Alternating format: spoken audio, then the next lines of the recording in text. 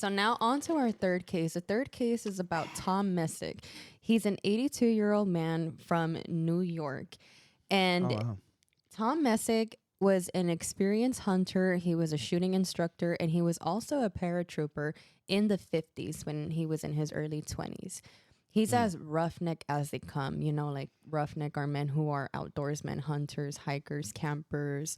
They love their guns, they love the country, they love camping, Like a man's man, like a real like an American hoorah. man. Yeah.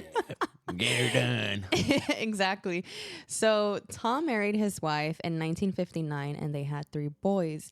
When he was in his early 20s, he suffered an accident with a shotgun that caused him to lose sight in one of his eyes. Oh, how? I don't know. Something about the shotgun exploded and the gunpowder went into his eye Oh, okay. and caused him to go blind. Yeah. His hand also suffered because he had over 150 stitches on his hand. Oh man. But he still had both of his hands. He just had one eye. It was probably a gun malfunction. Despite his injuries, he continued to participate in hunting, camping, and even became a shooting and survivalist teacher. He was the best around his town when it came to teaching younger kids or younger men on how to shoot and how to survive out in the woods. In November of 2015, Tom and 6 other men went on their annual hunting trip. Tom and a few of his friends owned a cabin in Hague, New York, and that is where the hunting trip took place. So like I said, there was Tom and 6 hunters, a total of 7 people.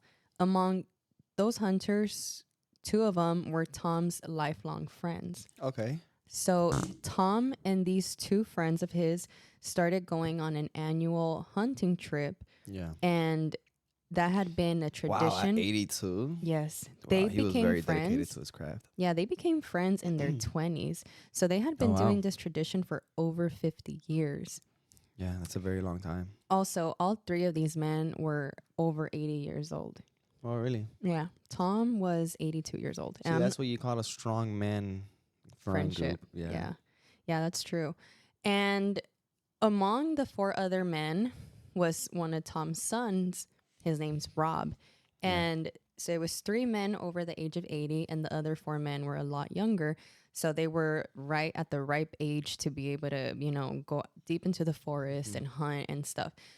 So Tom was older and he had some health conditions that prevented him from hiking deep into the forest. Because of Tom's old age, he was starting to have some health conditions that prevented him from being the hunter he used to be. He was starting to lose sight in his eye, the one that was left, because remember, he had lost sight of his other eye in his 20s. And now at his older age, he was beginning to lose sight of the his eye one he good had eye. left. Yeah, of his one Yeah. good eye. He was also starting to lose his sense of hearing, and he had some health conditions Kind of with like his heart. Busy Bob. I mean, what's his name? Bobby Bizup. Oh, That's not funny. it's Bobby not. Bizup. Busy Yeah. Bob. Bobby Bizup. Say it again. That's a cool name, Bobby Bizup. Yeah.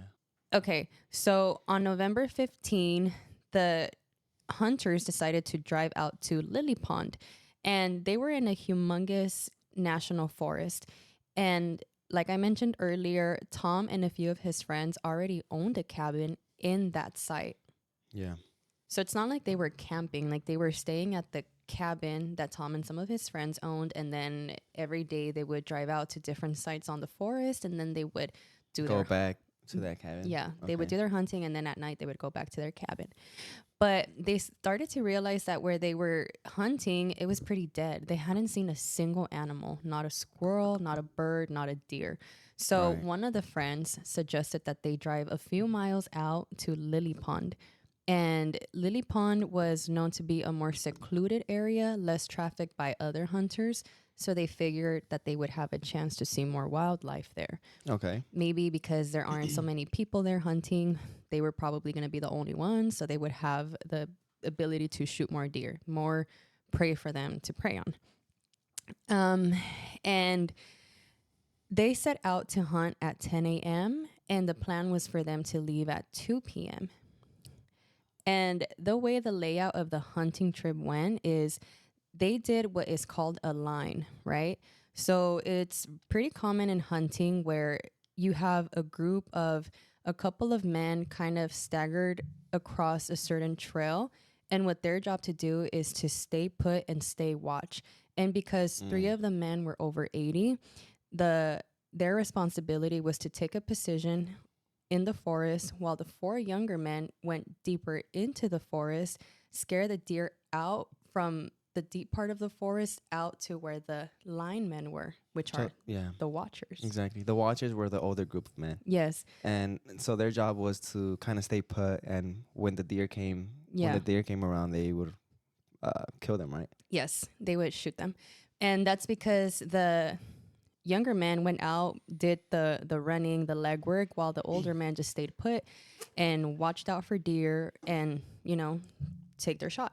Yeah. So the three men were standing about 300 feet from each other. But the first man... good distance. Yeah, the first man that was away from the car was only 150 feet away from the car. Yeah. So from the distance of their car was the first man at 150 feet. Who was the first man? I don't know the exact name of him. I didn't get that deep into it. Okay, but it was one of, what's his name? Tom's friends. But it was one of Tom's friends, right? Yeah.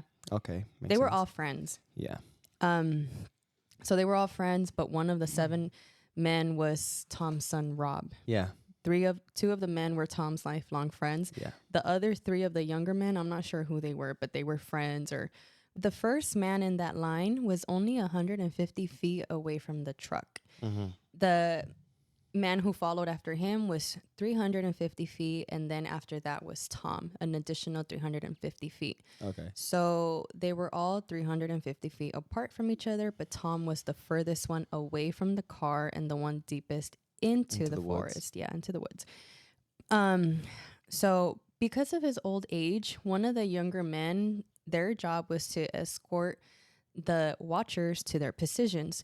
So they didn't walk to their watch spot alone. They were escorted by one of the younger men. Yeah. Because they're older, you don't want them to fall, get hurt or anything. And like I said, their plan was to return back to the car at 2 p.m. 2 p.m. came and went, and all of the men gathered back at the car, except for Tom. However... Now, was Tom positioned by his son? Did he position him to that watch spot? Or was it another man in the group? I don't know. I mean, at the end of the day, whether he positioned them or not, they were all under their agreement to meet up at the car at 2 p.m. Everyone had a stopwatch, or how do they? I'm assuming they had a stopwatch. They all had walkie-talkies too. They all had ammo. Okay. They all had a gun. Okay. And like I said, 2 p.m. came. Yeah. Tom didn't show up. So one of the men said, no big deal. We're just going to go grab him. He's probably taking a little bit longer than usual, or he probably, got sidetracked. So 2 men go back to where they positioned Tom, but he wasn't there.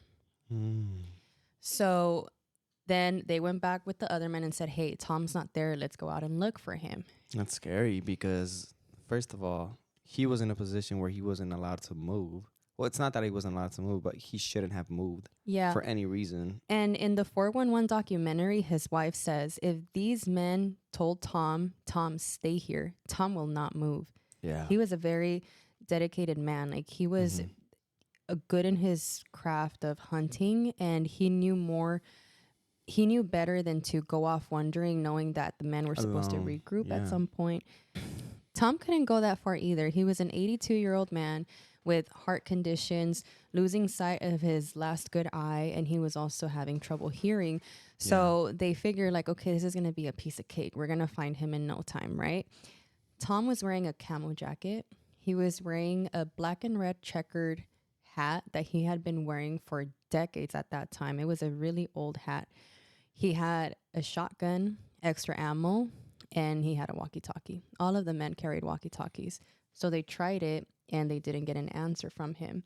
And in hunting, there's this universal sign of distress where you shoot 3 times into the air to signal that there's distress, right? So if you get lost, you shoot 3 times, or if, someone's looking for you, they shoot 3 times and you basically respond back. Yeah, and Tom had a fully loaded weapon? Yeah, he had a fully loaded weapon with extra ammo. Okay.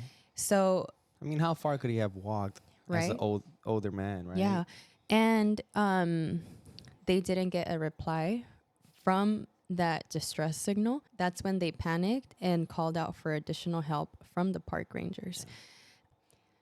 And remember, Tom's son, Rob, is a part of the 7 people there. Man, I could only imagine going on a hunting trip with my father and having him positioned in one spot, telling him, don't move because we're going to have you as a watchman. I know for a fact my dad will not move. No. But the fact that he had everything that he needed with him, a gun, food, ammo, everything that he needed, how can he not signal for help if he was in need of help? Right. Yeah. That's scary. I know, that's really scary, especially because of his old age. Like, no, I haven't read anything of him like suffering with dementia or any like memory loss, but he was a survivalist teacher. He was a shooting teacher. He had all of the skills needed in order to survive. Not only that, but his wife also says if he would have gotten lost, he would have ripped out pieces of his clothing and started spreading, like tying it to things in order for the people to know like where he was at or what way he was walking. Exactly. I didn't read anything about them having a compass, but I'm assuming them being experienced, they all carry it too. And if you think about 300 feet, it's not, it's a little distant if you're walking, but it's not like you're talking about a mile, 300 feet, that's only 100 meters. And I mean, if you put it in the track world, 100 meters is really not that much of a distance. You can see 100 meters out. And right? remember, football field. This is in November, right? At the heart of autumn, fall. The leaves are all fallen. I think the hunters that were with him would have heard crunching of the leaves, right, as he's walking, because all of the leaves are on the ground. Yeah, and it was a quiet environment, right? Yeah, it was quiet. It was eerily quiet. And remember when I mentioned that they left their first hunting scene to go to Lily Pond? They left their first hunting scene because at no point had they seen any animals. Some of the men claimed that they didn't even see a squirrel or a bird. Oh, and those are one of the I don't want to say symptoms, but elements of missing 411. Yeah, those are some of the elements of missing 411, right? Quiet forest. Actually, I'm even much more scared of a quiet environment in the middle of the woods than a loud environment. Yeah. Because there's always animals around, so why isn't there anything around, right? Yeah. So at this time, it was 5 p.m. and the hunters reached out for help. And Rob, Tom's son, called his mom, Tom's wife, and said, Mom, Dad's missing, but don't worry, we're going to find him. And the mom said, I'm on my way. And their house was about 70 miles away from the camping site. So could you imagine like getting that phone call like, hey, Dad's missing or someone's missing, someone you really care about is missing, having to drive that amount of mileage, dude? Yeah, while that thought is in the back of your mind. Because 70 miles in a car, that's going to take you about an hour. An hour and a half, yeah. Especially if you're going through like a rural area. Yeah, rural area. It's not like a straight road. You're at some point like you're probably driving a little slower because you're going up a hill or you're like on the edge of a cliff. So I'm pretty sure she, her brain went into fight mode and like just zoomed over there. I think anyone that has a loving family member that's missing, you're gonna just go like drop everything you're doing and just go. Yeah.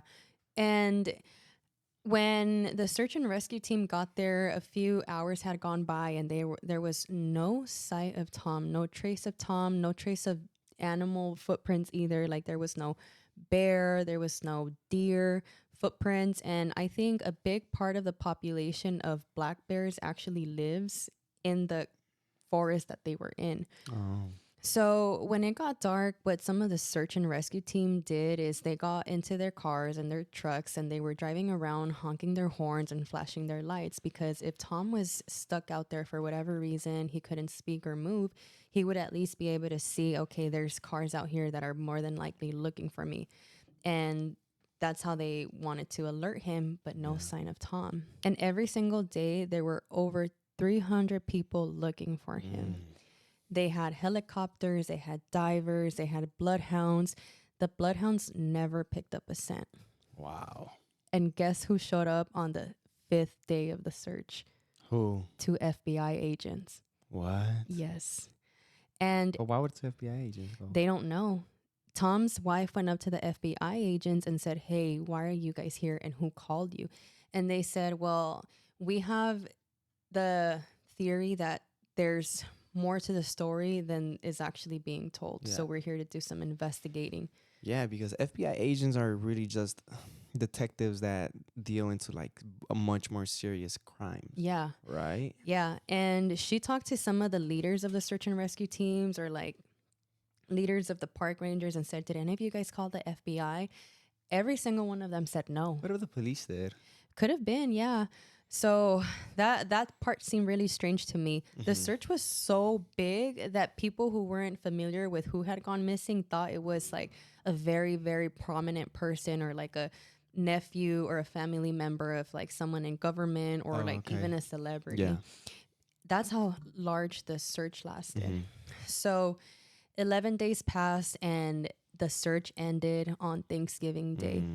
And that day, on the 11th day, was the first day Tom's wife left the scene. She stayed every single day there to help and search for him. Yeah. I mean, who wouldn't? I would go crazy trying to find you or anyone in my family. Like, yeah, they had been married for more than half of their life. Yeah. I mean, I can't. That's a lifelong partner. And yes. you can't get that back. Even she has something, even she feels that the story that's being told, it just doesn't add up. There's no way that Tom could have left from the position that he was and just vanished out of thin air. There's got to be like some trail. There's got to be a scent. There has to be something. So even she's not in her right mind. She can't believe the fact that he's gone and how he's gone.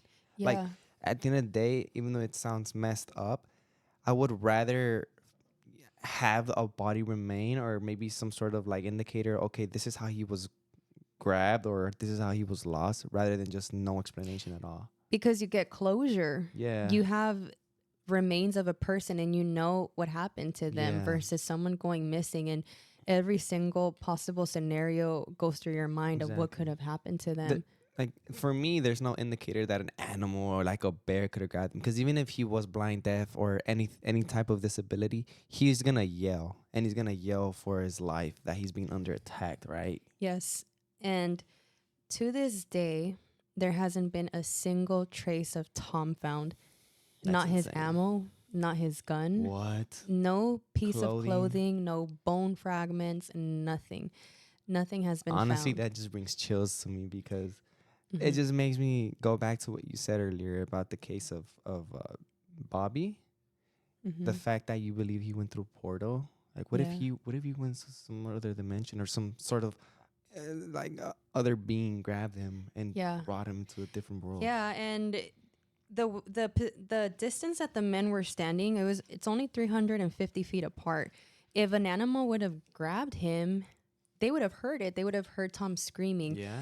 And you know, he was older. He had certain heart conditions. If he would have, let's say, had a stroke or had a heart attack, They would have found him. they would have found him. Yes. A couple feet from where he was or in that same position. It's even if another person tried to kidnap Tom, he would yell, he would scream, there would be traces. Like if he walked somewhere, there would be footprints, there would be something. Yeah. Because he couldn't have walked very far. There had to be a body, right? Yeah, there had to be a body. And one of the theories that his wife has is that there's possibly foul play, not from the group of hunters he was in, but let's say another group of hunters was there. And while they were shooting, they accidentally shot Tom. And these men were in ATVs or in their own car. And they grabbed all his stuff and took him as a way for them to hide the evidence and never be caught. Which doesn't make sense because, again, the other man standing near him or even the hunters that went out deeper into the forest, they would have heard a gunshot and would have asked, like, did any of you shoot? Right? But they would have heard the ATVs. Those things are pretty loud, especially in the fall when all the leaves are on the floor. You're going to hear the crunch. Especially if everybody's being silent. Right? Exactly. So, unfortunately, even though that's one of her theories, that's just it's not possible because there would have been so much noise that everyone would have heard that. Exactly. Right? Another theory is that maybe a person in the group of the hunters he was with accidentally shot him and everyone came into agreement to cover up Tom's accidental shooting and Why murder. would his son be part of that? And though? that's why that theory doesn't work. Yeah. And it also doesn't work, like we said, once again, because of the whole sound thing. Yeah, and not only that, but these men have known each other for three of the 7 men have known each other their whole life, and one of the younger men was Tom's son. Yeah, so Tom would never hide that out unless they threaten his life saying, "I'm gonna kill you." What's your theory? This other theory that I read on, it's probably the most likely, but it also makes me extremely sad because I don't really believe it. Because Tom was older and he had a couple of health conditions that were worsening, he just decided to have all of his friends help him assist a disappearance because he wanted to commit. Oh. So maybe because Tom was ready to go, he had a heart-to-heart conversation with his son and his 2 lifelong friends and said, "Hey, we're going to take our annual hunting trip. And while we're there, I want you guys to help me stage a disappearance. But what I actually want to do is I want to take because I no longer want to be around." Well, here's the thing with that. If Tom really felt that he wanted to kill himself and he wanted his friends to help him with his disappearance, I think at one point a friend would have cracked and said, "You know what? This is what actually happened." How long ago was this case? This was in 2015. I think in the past 9 to 10 years of this case being settled, I think that somebody at some point would have come out forward saying, "Hey, you know what? This is what actually happened." Especially for the son to see his mom go through that agony of not knowing what happened to her son. Yeah, I don't believe his son would have been a part of something like that. Or maybe the 2 older friends are the ones who helped him. But how are 2 older men going to help him? Like, let's say Tom like walked away. Yeah. I think at some point, like you said, they would have cracked or they would have heard something. I have no idea how he would have even gotten away from the scene that they were at. Yeah. But yeah, I don't see how all 6 of the people he was with would even entertain this idea. Yeah, that's kind of dark for a bunch of men to just sit down and say, "Hey, you know what? We're going to assist you with your own death." I don't think they would be a part of that, to be honest with you. Another theory is an alien abduction. I didn't even think about that. Yeah. I think we haven't really covered any topics of aliens in our podcast. So that's not even something that came into my head. Not yet. Not yet. That's a whole nother can of worms. But you know what? An alien abduction. That's crazy. But how though? What kind of abduction? You're talking like a little alien man grabbed him and took him in a spaceship? Okay. Back to the alien part. So one of his friends in the Missing 411 interview, his name is Sid Sharp. And he was one of the men who were Tom's lifelong friends. Yeah. He recalls hearing a very strange shut sound, like a very strange shutting sound, almost as if there's a trap door and it just seals right away and very heavy. And he said it was something unlike anything he's ever heard before. And when the person interviewing him asked him, "Well, did you tell that to law enforcement?" This was his response. "Yeah, I told them that, but they just passed it off, you know?" He also said that before that happened, it was very, very quiet. And remember, all of the men claimed that they hadn't seen wildlife that day. Yeah. The fact that there was no sound, there are no animals around, these are all elements of missing 411 cases. These are all elements that I believe happen when you know someone's going to go missing. So, man, if God forbid, but if I'm ever in the woods and I feel like one of these elements are present and I'm with people that I love and I know these facts, I'm going to make sure that we're all grouped up, huddled together, and nobody goes missing. Because if I'm going missing, we're all going missing. Yeah. And I always say, like I tell my husband, I will never go missing by my own will. Yeah. So, yeah, I think, exactly. You know, like I said, after going through this, like now you can see why it goes into like a very, very deep obsession and rabbit hole. Exactly. And honestly, this brings up a point that maybe I think people should start doing when they go hiking. Take a pen. You don't even need paper. Get a pen, and maybe if you know you're missing, drop a clothing item and write down stuff that's gonna help them find you. No, I get what you're saying. That's a smart idea. But going back to what Tom's friend Sid said, like, these are just simple country life, man. Like, they have nothing to lie about. At least I don't Yeah. think so. Like, they live a very simple life. They don't care about the internet. They don't care about social media. They're older. They're not out here seeking to go viral or internet famous. Like, why would they make up something like that? Like hearing a big trap closing.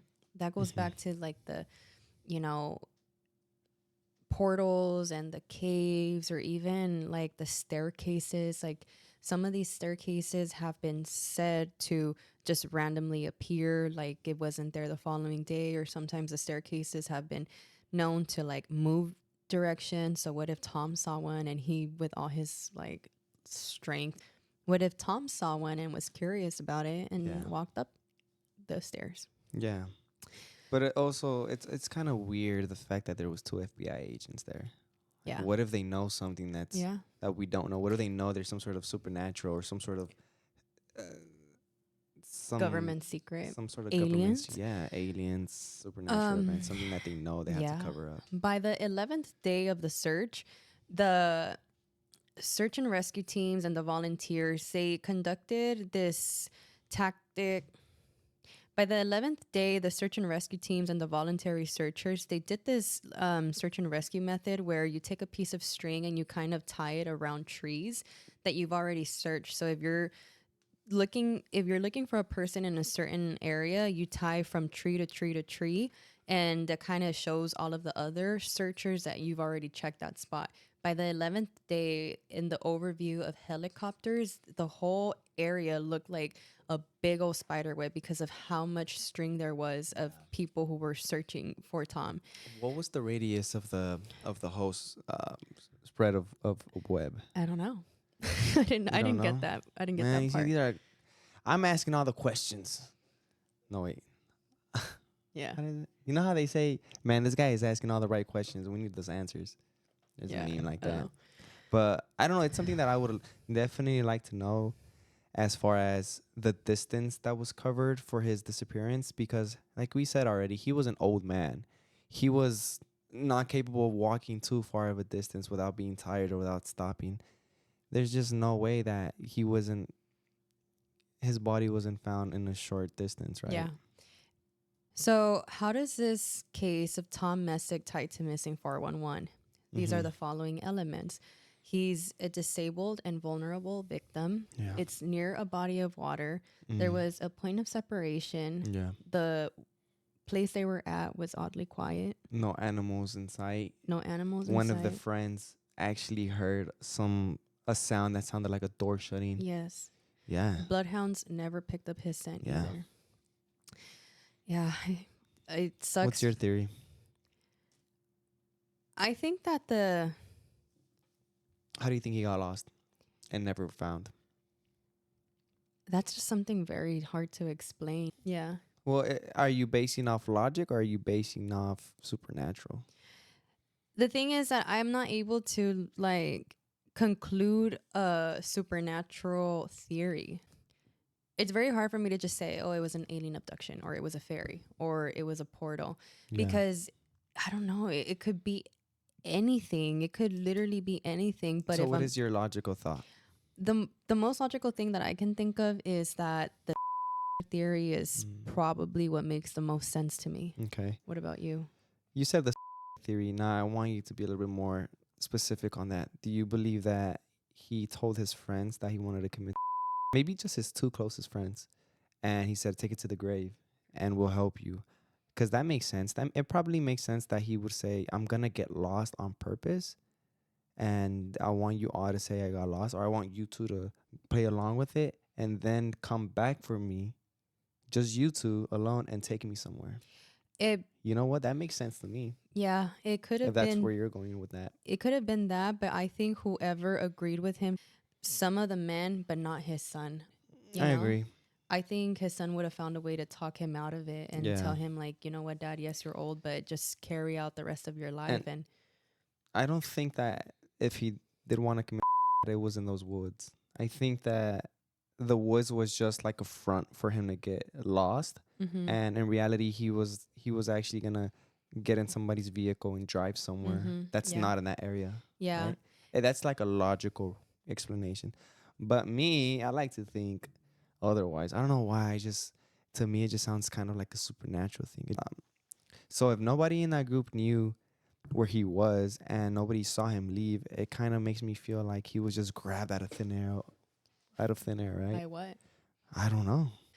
But that's the disappearance of Tom Messick. To this Wow. day, not a single trace has been found. Yeah.